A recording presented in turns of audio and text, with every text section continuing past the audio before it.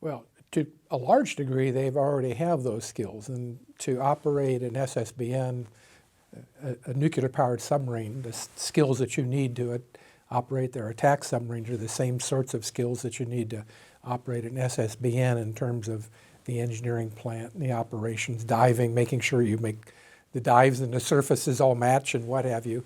The difference would be, of course, in picking areas of operation, whereas normally in SSN you're looking to find somebody to be able to attack them. When you're running an SSBN, you're trying not to be found.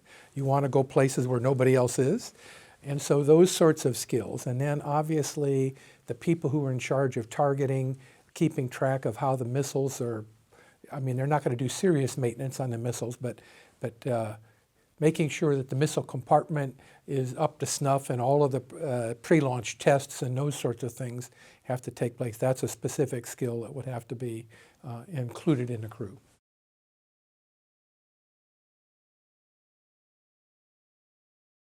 I think they are consistent in the sense that my understanding of China's nuclear doctrine is essentially having an assured second strike capability.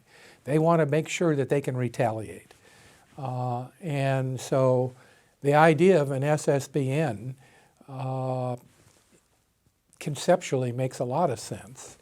Although I've argued in the past that having mobile missiles that can run around the vastness of China and be concealed in caves and in different places is already a pretty good guarantee. So to a degree, an SSBN strikes me as a bit of gilding the lily, that they really want to make sure that they can have an assured second strike capability.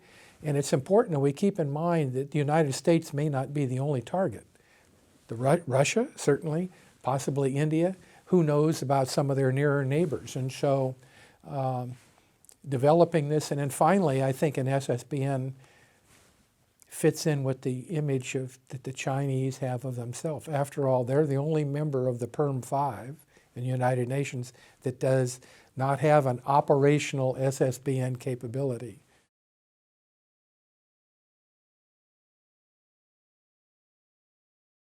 In a couple of ways. I mean, the basic theory of an SSBN is it can hide in the vastness of the ocean, and therefore it's almost impossible to predict where it may be, or it may not be possible to detect it at all.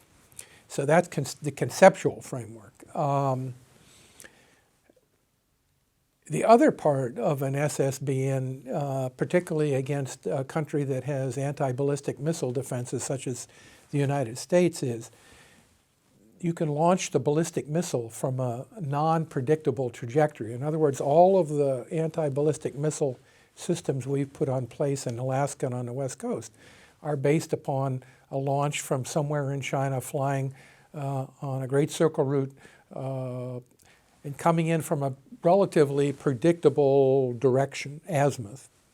Whereas an SSBN can come literally from a very different angle and bypass all of those fixed or relatively fixed anti-ballistic missile defenses. And so that gives China some reassurance.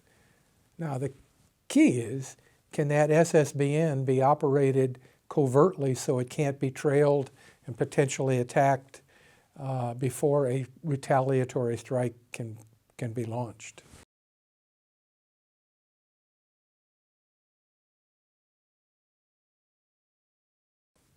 Well, I can't speak for the Russians, but certainly the Russians, if they have any worry whatsoever about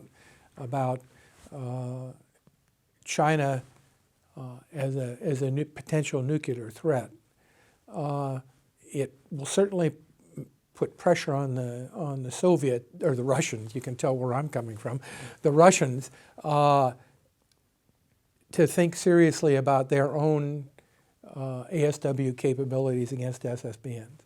Clearly, the country that is most affected would be the United States. And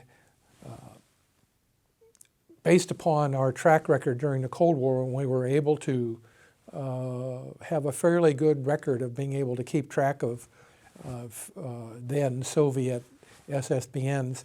I'm assuming, based upon what ONI published back in 2009, as a matter of fact, in their report on the Chinese Navy, that the current Jin-class is roughly the same quality in terms of quietness as the Delta IIIs that the Soviet Union, now the Russians, have, which means that we have a pretty good chance of, I would think, of keeping track of them.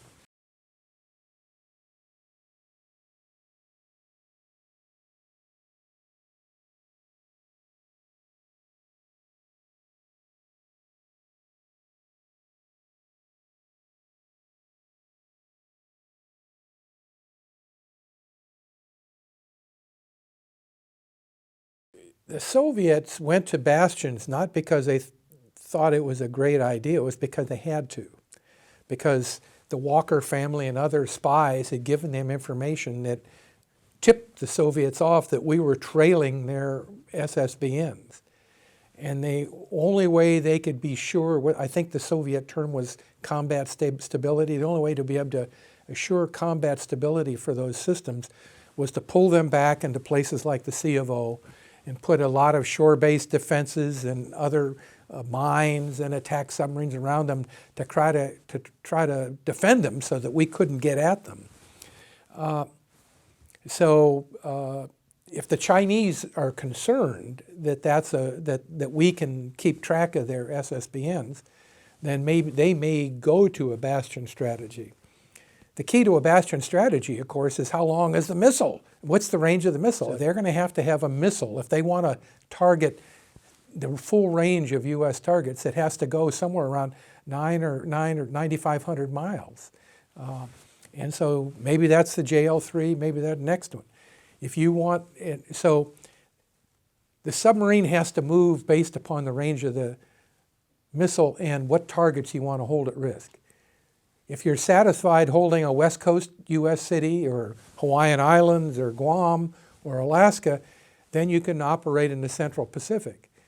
If you want to be able to hold the entire United States at risk with the existing missile, the JL-2, you have to operate somewhere between Hawaii and the United States. So depending upon the range of the missile, it either opens up greater ocean areas, or in the case of a bastion, if you have a very long-range missile, then you can try to turn the South China Sea into bastion. One difference between the Sea of Okhotsk: the Soviet Union owned all the land around the Sea of O. China does not own all the land around the South China Sea. You got Vietnam, you got the Philippines, you've got U.S. looking for access to the Philippines, where you could fly anti-submarine warfare aircraft to keep track. So turning the South China Sea into a bastion is not as easy as some people might suggest.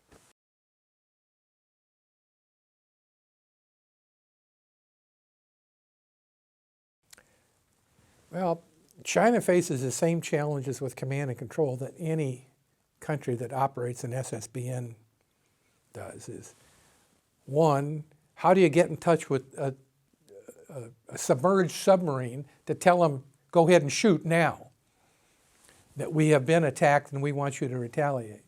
So that's the real key command and control issue, is making sure that you have guaranteed communications from the National Command Authority in China to the submarine that's submerged, operating who knows where, to let them know that it's time for you to shoot. The second command and control problem for the Chinese is a little bit different, because my understanding is, of course, is China has been very nervous about having missiles that are with a warhead that's already mated to them, and try to keep those things separate. I think when they've gone to road mobile solid fuel, they may have overcome that issue, but still, then you have the issue of training and guarantee. How do you make sure that the SSBN commander, a la Dr. Strangelove or something, just decides it might be a good idea to take a shot? And so the answer is training and more training, and then probably similar to U.S. systems, what they call two-man control.